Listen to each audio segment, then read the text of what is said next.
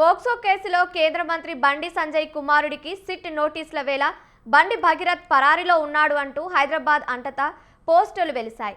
ఆచూకీ తెలిస్తే సమీపంలోని పోలీస్ స్టేషన్లో తెలియజేయండి అంటూ నగరంలో పలు ప్రాంతాల్లో పోస్టర్లు దర్శనమివ్వడం చర్చనీయాంశంగా మారింది.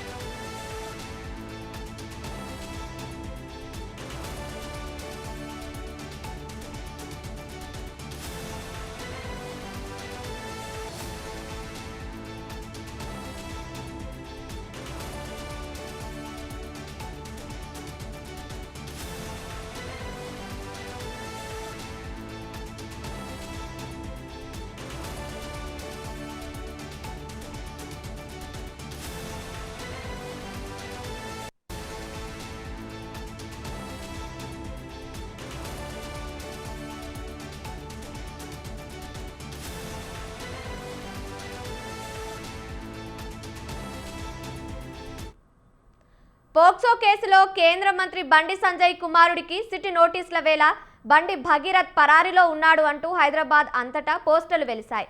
ఆచూకీ తెలిస్తే సమీపంలోని పోలీస్ స్టేషన్లో తెలియజేయండి అంటూ నగరంలో పలు ప్రాంతాల్లో పోస్టర్లు దర్శనమివ్వడం చర్చనీయాంశంగా మారింది.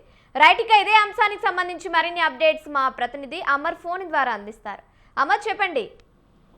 కేంద్ర మంత్రి బండి సంజయ్ కుమారుడు బండి భగీరథ్ పై పేట్ బషీరాబాద్ లో నమోదైనటువంటి పోక్సో కేసులో నిన్ననే పోలీసులు ఒకవైపు నోటీసులు కూడా అందజేశారు. అయితే ఈ నోటీసులో కూడా బాధితురాలి స్టేట్మెంట్ రికార్డ్ చేసిన అనంతరం కొన్ని సెక్షన్లు మార్చినట్లుగా పోలీసులు అందులో నోటీసులో కూడా పేర్కొన్నారు. 5(1) తో పాటు 6 సెక్షన్లు సవరించినట్లుగా పోలీసులు ఆ నోటీసులో కూడా క్లారిటీ ఇచ్చారు. నిన్న నోటీసు ఇచ్చిన సందర్భంలో బండి సంజయ్ కుమారుడైనటువంటి బండి భగీరథ్ అందుబాటులో లేకపోవడం, పరారీలో ఉండడంతో ఆయన మేనమామ అయినటువంటి ఆయనకు కూడా నోటీసులు ఇవ్వడం జరిగింది. ఇవాళ విచారణకు హాజరు కావాలి. 2 గంటల లోపు పేట్ బషీరాబాద్ పోలీస్ స్టేషన్ లో జరిగే విచారణకు హాజరైతే తప్పకుండా జరిగిన విషయాన్ని వివరాలు అన్ని కూడా రాబడతామని ఇప్పటికే స్పెషల్ గా ఏర్పాటు చేసినటువంటి సిట్ బృందం కూడా చెప్తా ఉంది. అయితే ఒకవైపు ఈ భగీరథ్ సంబంధించినటువంటి పరారీలో ఉన్నట్లుగా హైదరాబాద్ అంతటా కూడా పోస్టర్లు వెలుస్తా ఉన్నాయి. అయితే కేంద్ర హోంశాఖ సహాయ మంత్రి అయినటువంటి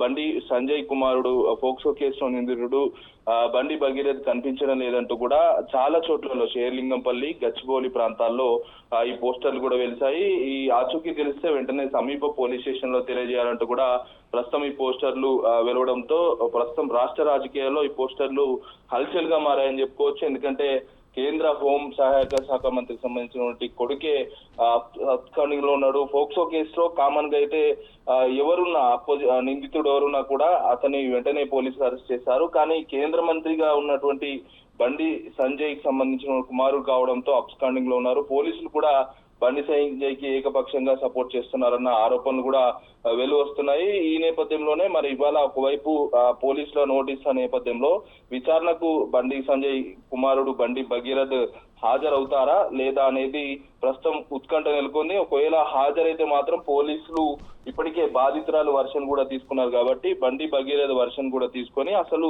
వాస్తవం ఎంత అనేది ఇన్వెస్టిగేషన్ చేయనున్నారు. ఆ తర్వాత పోలీసులు దీనికి సంబంధించి మరి ఒకవేళ ఆ పోలీసులకు సంబంధించిన నోటీసులకు బండి భగీరథ్ స్పందించకుంటే, విచారణకు హాజరు కాకుంటే తప్పనిసరిగా కఠిన చర్యలు ఉంటాయంటూ కూడా నోటీసులో కూడా పేర్కొన్న నేపథ్యంలో ఒకవేళ విచారణకు హాజరు కాకుంటే మాత్రం చర్యలు తప్పనిసరిగా తీసుకుంటామంటూ కూడా పోలీసులు అయితే చెప్తా ఉన్నారు. Thank you Amar, thank you for the updates.